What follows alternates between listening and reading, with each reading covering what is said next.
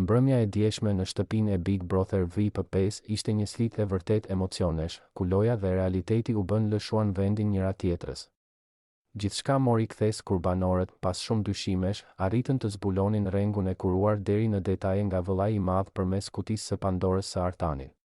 Ky zbulim shënoi edhe fundin e qëndrimit treditor të Louise Ailit, i cili u rikthye në atë shtëpi si një mysafir që trazoi ujërat si askush tjetër, përpara se të kalonte pragun e asaj dere që e njeh aq mirë. Louise ndaloi për të dhënë një mesazh që i la të gjithë me mendime. Me një ton që ndërthurte për ulsinë dhe karizmën e tij të zakonshme. Ai u kërkoi ndjes atyre që mund të ishin ndjerë të lënduar nga ironitë e tij, duke theksuar u kërkoi falje atyre që mund t'i kem mërzitur vërtet. Doja të bëja vetëm humor. Kam kaluar shumë mirë dhe uroj të fitoj më i miri, por këshilla e tij më e vlefshme për banorët ishte një thirrje për të reflektuar mbi natyrën e këtij spektakli. Ai u kërkoi të mos e merrnin lojën më seriozisht se ç'duhet, por të shijonin çdo moment, sepse koha aty brenda ikën shpejt. Seriozisht merrni vëllain e madh, zarfet dhe lojërat.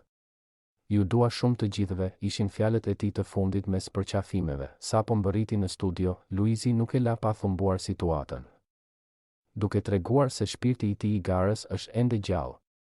Ai pranoi me shaka se arsyeja e vetme pse po dilte ishin angazhimet me filmin e tij të ri, përndryshe vështirë se do ta lëshonte shtëpinë.